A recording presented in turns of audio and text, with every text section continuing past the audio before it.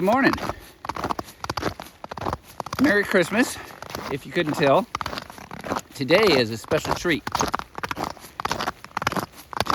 It's Christmas Eve, and I'm hiking out to touch the ice.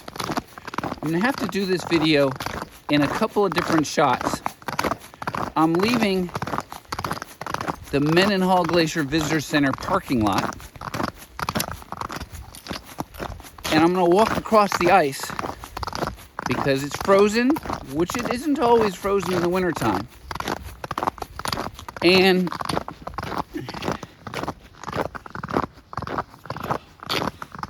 here we go. So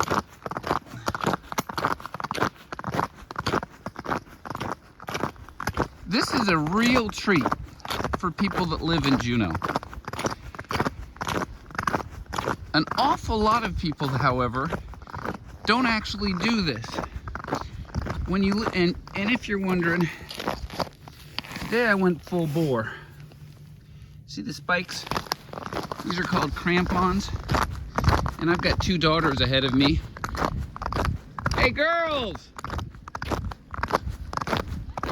Oh, I want to make sure you went the right way.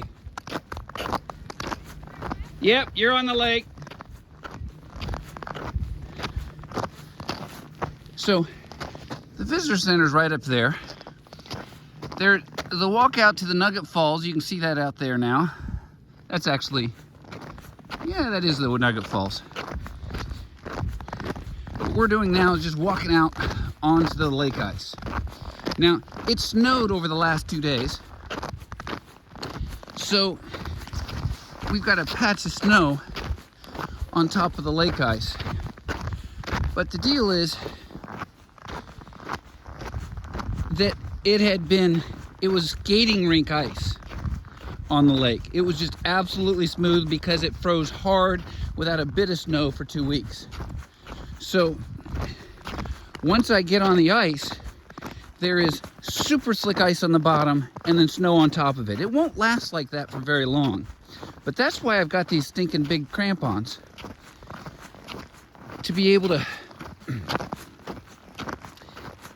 dig in deep enough to touch the ice so that I won't slip around.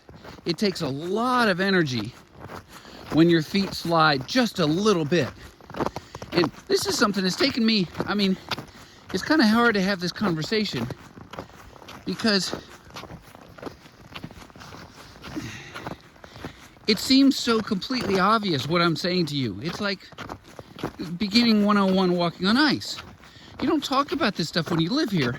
Kind of the only reason I can say it is because I was born and raised in Florida. So to me, snow is stinking obvious. Is not obvious. What's the word I'm looking for? It's exotic. That's the term. So I'm learning all these things. Here I am in my mid-50s, and I realize, I was just saying that a lot of Juneau people don't come out to this glacier. Now, an awful lot do. Here are a couple of skiers out there. Those are two daughters of mine. They didn't want to be interviewed. What do you do with daughters? You take them out to see ice. But, and so here we are.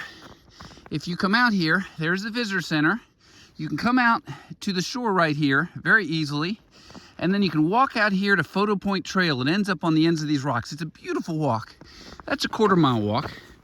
Or it's a mile out to that waterfall out there, which is completely frozen over.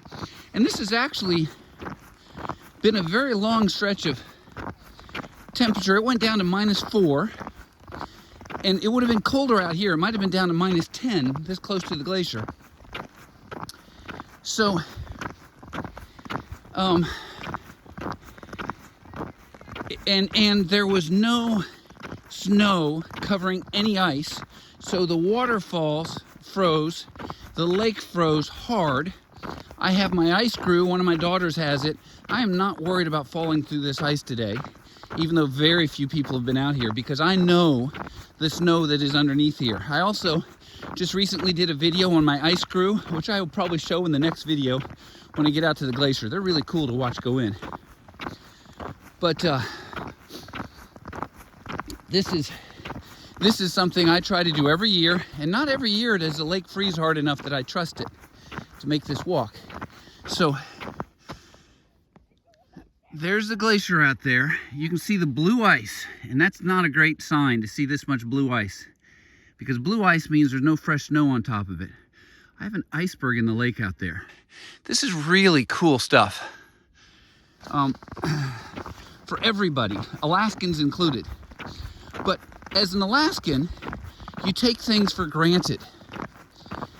Like, oh, the lake's gonna freeze over, and oh, I can hike over to the glacier if we happen to live near one. People get very calm. It's kind of like living in Florida. If you live there, if you're born and raised there, and you're not living right on the beach, you might not even go to the beach for 1 year because you just get distracted doing other things. If you live in Colorado, you might not go climb a mountain every year. You know, wherever you happen to be. And so this thing, everybody's looking at this and saying, oh man, this is so cool. I mean, otherwise, why would you be watching a video? What are we into? 6 minutes into it, what am I doing? I'm just walking across the stinking frozen lake with snow. Okay, and here, you can see how deep the snow is? This is totally easy snow. Now, I'm looking at the snow out here. The contrast is really tough. There's nothing you can see.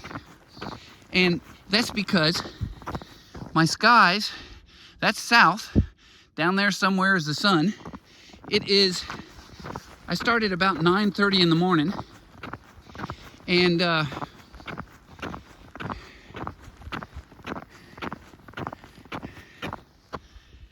there's a horizontal piece of ice right there. Now, ordinarily, you never want to walk up close to an iceberg, because icebergs melt from the bottom side and will flip over. It's a known deal, but my hand's getting cold, so I'm going to change the way that I'm holding this. It's a known deal that icebergs are very dangerous to approach. If you don't know what you're doing, you shouldn't do this. But the ice underneath of us is thick enough to drive on. That makes a big difference.